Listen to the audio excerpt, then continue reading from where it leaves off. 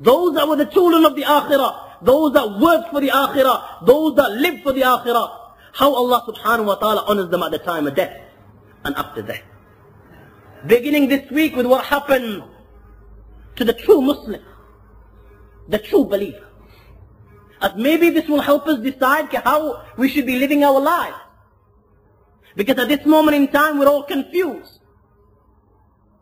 The hadith are clear. The Quran is clear, but in spite of that we're still confused. This makes me confused. How can we be confused?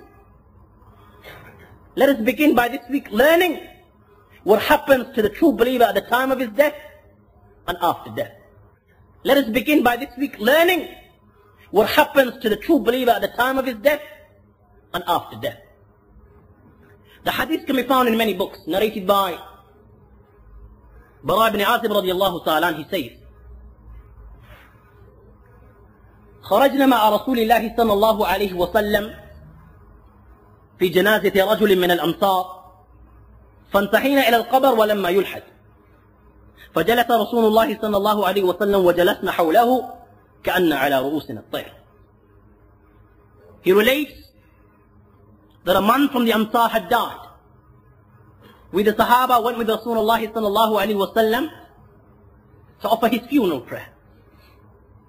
We reached his grave and found that the lahad, the inner chamber of the grave where the body is put inside, is not ready yet.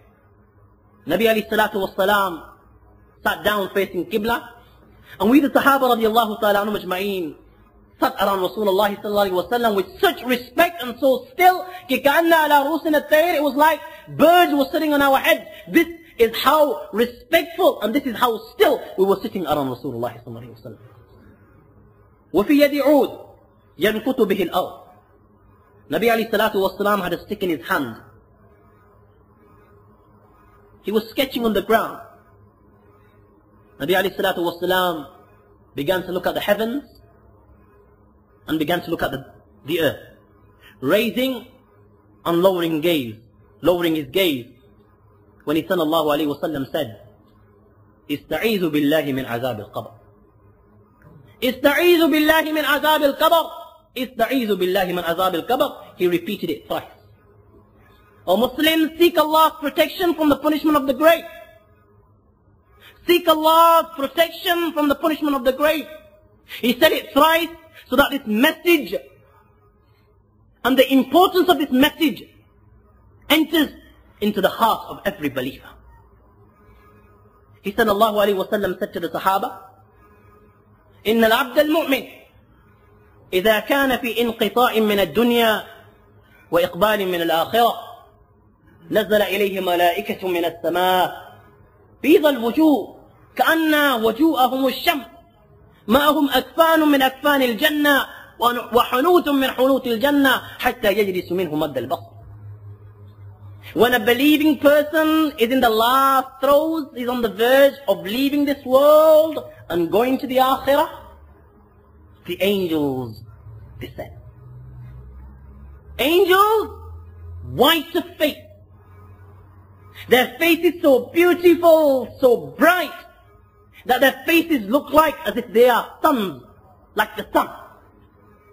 And these angels bring with them kafan from Jannah, shroud, sheets of cloth from Jannah.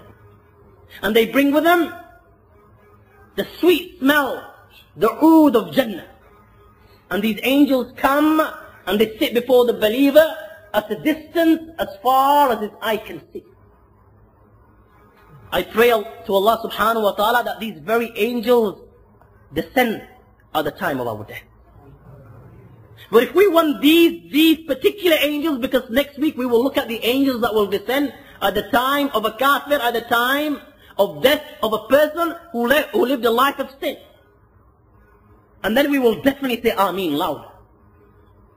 If we want these very angels to descend at the time of our death, then we will have to start serving Allah and stop serving and becoming the slaves of dunya. If you live a life of obedience, then it is hope that Allah subhanahu wa ta'ala will give you a good death and Allah will honor you at the time of death. Nabi alayhi salatu wasalam said that you will die like you live, and وَتُحْشَرُونَ كَمَا تَمُوتُونَ, and you will be resurrected the way you die. If you lived trying to please Allah subhanahu wa ta'ala, Allah subhanahu wa ta'ala will make you pleased at the time of your death, and Allah will honor you at the time of your death. Look at the great Imam Ghazali. Everybody must have heard about the great Imam Ghazali, the author of Ihya al-Ulum. He performed wudu, he read the morning prayer, and then he asked for his kafan. He took his kafan, he kissed it, placed it on his eyes, and he said that I am ready and happy to present myself to the king. He lied down, facing Qibla, and Imam Ghazali was no more.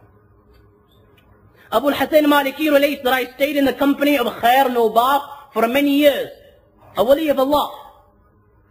He says 8 days before he died, he told me that he's going to die on a Thursday, and his janazah will be after Jumu'ah on a Friday.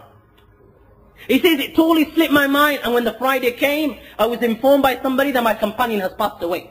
I hurried to go for his funeral prayer. But I was making my way, I was told that his funeral is after janazah. I made my way to his house, and I asked his relatives how he passed away. They said just before Maghrib he fainted. When he came round after a short while, he looked towards the corner of a room. We couldn't see anybody there. He looked towards the corner of a room and he said, wait for a short while. You've been ordered to do something, and I've also been ordered by Allah to do something. Let me do what Allah has ordered me, then you can do what Allah has ordered you. He asked for water, he prayed his Maghrib, he lied down, and he was no more. Look at Hassan ibn Saleh relates that his brother Ali ibn Saleh, the night he died, he asked for water. Hassan ibn Saleh says, I was performing salah. فَلَمَّا قَضَيْتُ صَلَاتِي أَتَيْتُهُ بِمَا. When I finished salah, I brought some water. And I said, Ishrab, drink. He said, Sharibtu salah. That I've just drunk the water. I was puzzled and confused. مَنْ سَكَاكَ وَلَيْسَ فِي الْغُرْفَةِ غَيْرِ وَغَيْرُ. Who's giving you water? There was nobody inside the room besides you and I. He said, Sayyidina Jibreel has just come and he has given me water to drink. And Sayyidina Jibreel has given me glad tidings, أنت وأخوك وأمك مع الذين أنعم الله عليهم من النبيين والصديقين والشهداء والصالحين. That Sayyidina Jibreel said to me that you, your brother and your mother will be with those who Allah subhanahu wa ta'ala has blessed. The Anbiya, the martyrs, the Siddiqeen, the Shuhada. Saying this, Ali ibn Salih was no more. Look at Mu'adh ibn Jabal. The hadith reported by Ibn Asakir. Abdurrahman ibn Ghannam al-Ashri relates that when his son died, the son of Mu'adh ibn Jabal died from the plague of Amwas. When he died, Mu'adh ibn Jabal was very patient. But when he was hit by a spear in a battle, he said some strange things.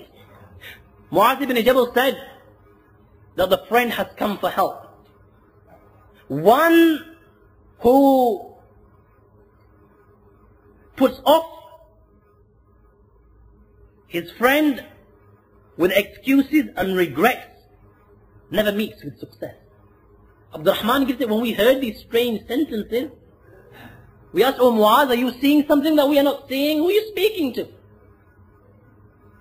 Sayyidina Mu'adh replied in the affirmative, that I am seeing something that you are not seeing. Allah has just honored me for being patient at the time of the death of my son. My son has just come to me, giving me glad tidings that Nabi alayhi salatu wasalam, the angels of Allah, the martyrs and the Sahaba have grown up in 100 lines, and they have come to say my funeral, and then Nabi alayhi salatu wasalam and the Sahaba will escort me to Jannah. Mu'adh ibn Jabal saying this fainted. The people say Mu'adh ibn Jabal was unconscious, and we saw Mu'adh ibn Jabal shaking hands with somebody we could not see there. And he said to them, welcome, welcome, I am coming to you. Saying this, Mu'adh ibn Jabal was no more. This is how Allah subhanahu wa ta'ala honors those who truly believe, and those who spend their lives pleasing Allah subhanahu wa ta'ala. Allah honors them and pleases them at the time of death. So when a believer is in his last throes of death, the devil first comes. And he tries his utmost best to lead him astray. The hadith which can be found in the Tazkirah of Imam al-Qurtubi is related. The Nabi alayhi salatu wasalam said at the time of the death of a believer, two shaitans come. Al-wahid an yamini wal-akhir an shimal. One on his right and one on his left. The one on the right comes in the form of his father. And he says, Ya bunayya inni kuntu laka shafika wa laka muhibba walakin muttu ala deen nasraniyya fa huwa khayrul adyan. Oh my son, I very much cared and loved for you, but I died as a Christian. As that is the best of all religions, to die as a Christian. And the one on the left comes to him in the form of his mother. And she tells him to die as a Jew because she died as a Jew. Imam Qurtubi, after relating this hadith, writes that many pious people and great scholars have witnessed